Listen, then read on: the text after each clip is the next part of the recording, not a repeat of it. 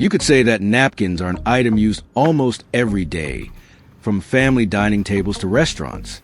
And beyond their usual purposes, there are actually many other uses for napkins that we can make. So in today's video, we're going to get creative and explore some clever DIY ideas you can make using nothing more than napkins. Grab your tools, follow along, and let's jump right into it. Napkins also come in many types, but today I'll be using this roll-type paper. The paper is quite thick and doesn't have a core in the middle.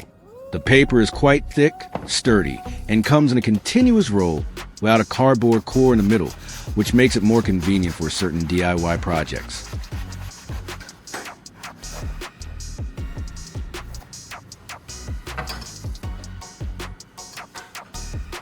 I finished cutting the roll of paper, and now it's time for the most important step. I'm going to boil this napkin paper.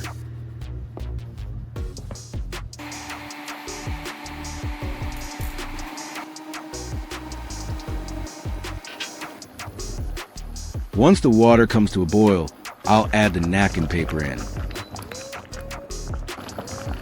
Boiling napkin paper can soften and break down the fibers, making it easier to reshape or blend into a pulp for various DIY projects, like crafting handmade paper, creating papier-mâché, or forming molds and textures for art or repair work.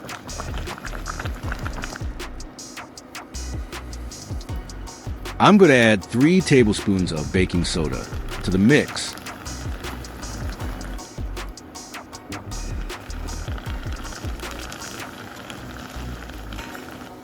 This helps break down the paper fibers more effectively.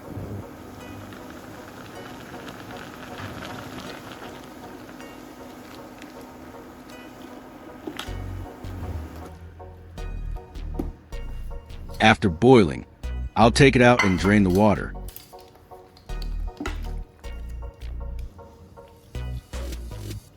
By removing the excess water, we not only speed up the drying process, but also make the pulp lighter and easier to handle, setting us up for smoother. I'll be using a strainer for this step, but if you have a different method, feel free to share it with me.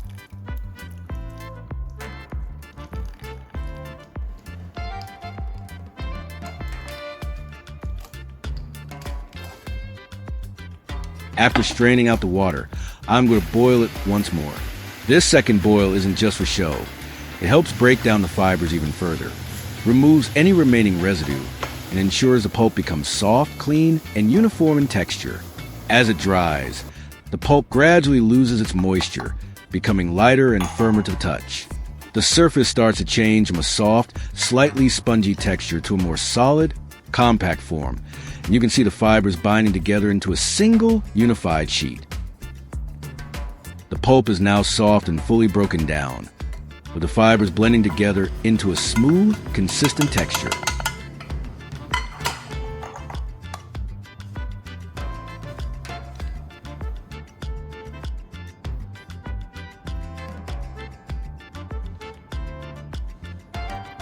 It's now completely dry, so I'm going to use a mortar to grind it into a finer.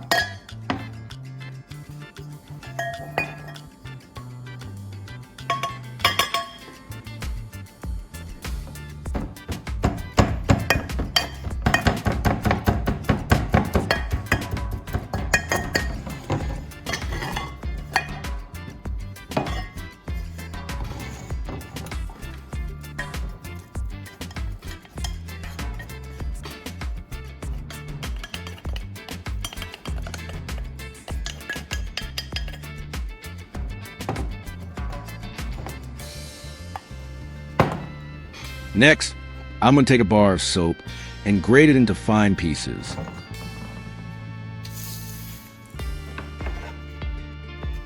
I'll be using a grater to do this.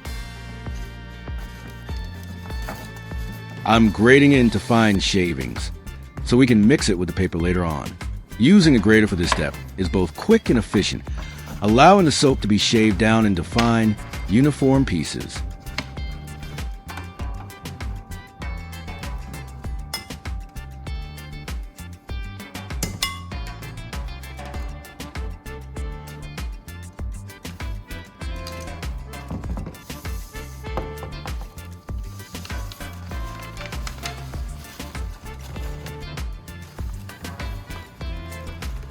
The smaller and more even the shavings are, the faster they dissolve and blend seamlessly with the paper pulp later on. Now I'm going to mix the napkin paper with the soap.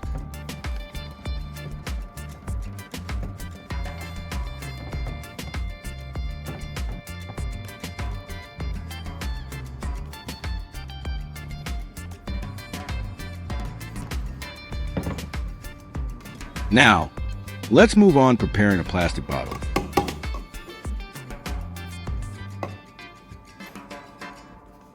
Drill a hole in the bottle cap.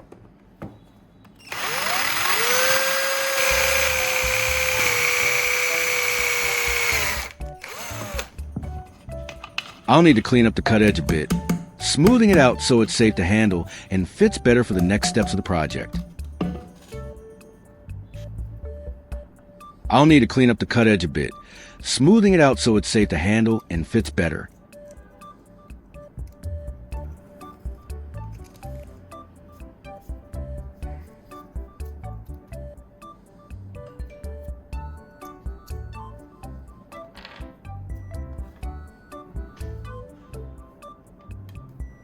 I'm going to take a plastic tube and insert it through this bottle cap.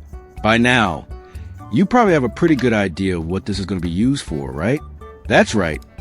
I'm going to get some gasoline for the next step. Wrapping extra tape around it helps create a snug fit, preventing any leaks or movement when we use the bottle later. This bottle acts as a simple fuel transfer tool, allowing us to safely draw and direct gasoline from one container to another.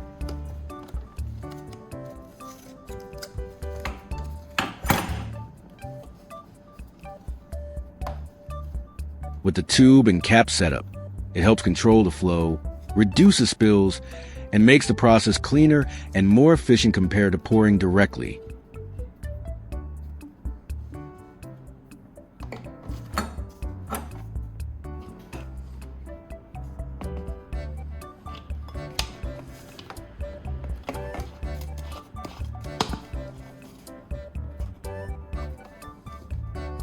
Now that our bottle setup is ready and secure, it's time to move on to the next step.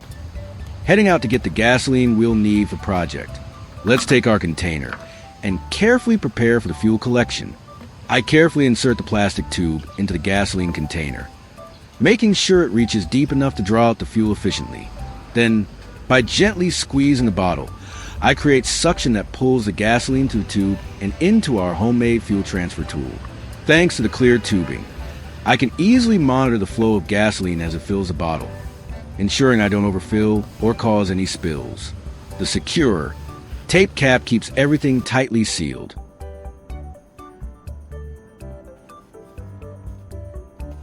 After collecting the gasoline, I'll carefully mix it with the soap and paper pulp mixture.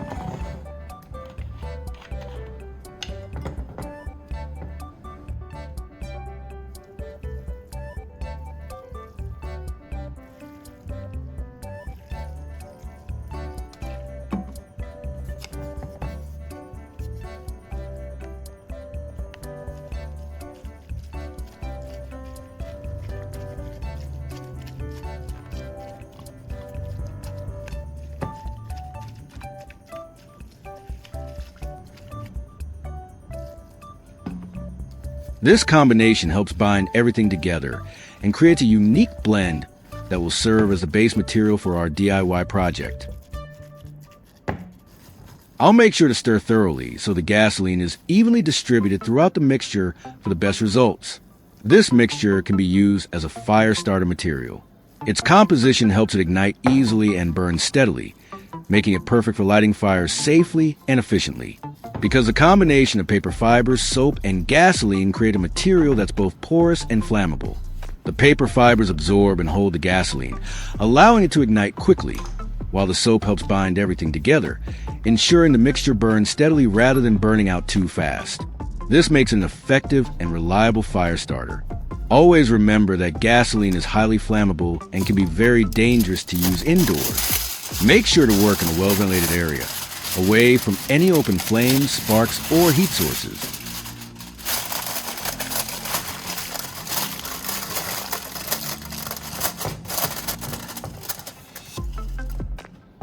I gently take a sheet of aluminum foil and carefully place it over the top of the mixture, making sure it's fully covered to keep the moisture and heat inside during the resting time.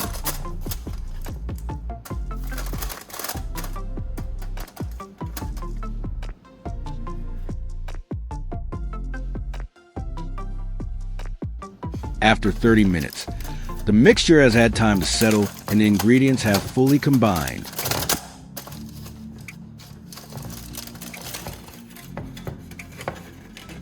Now that the mixture is ready, let's move on to the next step with our blended pulp and soap mixture. We'll start shaping it, molding it into the desired form.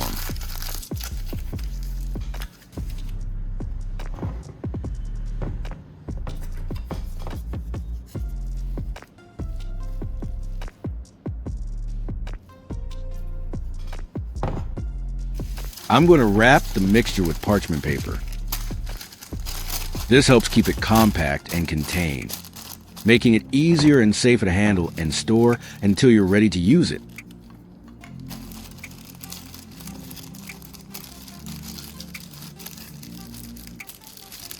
Wrapping it in parchment paper also helps protect the mixture from moisture and air exposure, which can extend its shelf life and keep it effective for a longer time. Properly stored, this fire starter can last for months without losing its ability to ignite quickly and burn steadily.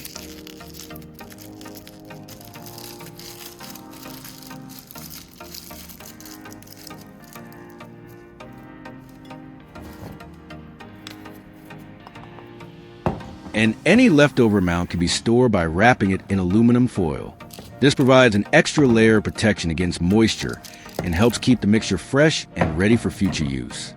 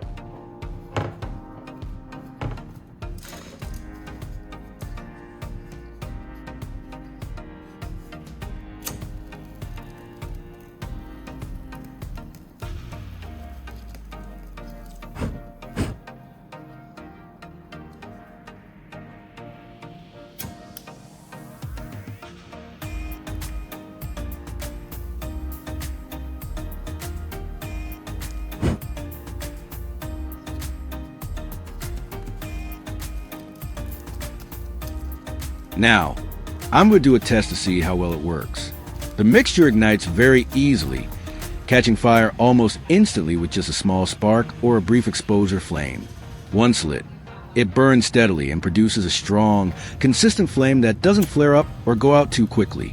This slow and even burn gives you plenty of time to use the flame to light larger kindling or firewood without having to worry about it dying out prematurely. And just like that, here's my fire starter. Wow, it lights up super fast. This thing is seriously flammable. You barely need a spark, and it's already going strong. Definitely something you want to keep in your emergency kit or camping bag. To sum up, using simple materials like napkin paper, soap, and gasoline, we've created an effective homemade fire starter that lights quickly and burns steadily. The process is easy and affordable, and with proper storage, this fire starter can last a long time, ready whenever you need it. Just remember to always handle it safely and keep it away from open flames or heat sources when not in use. Thanks for watching, and don't forget to like, subscribe, and share if you found this video helpful.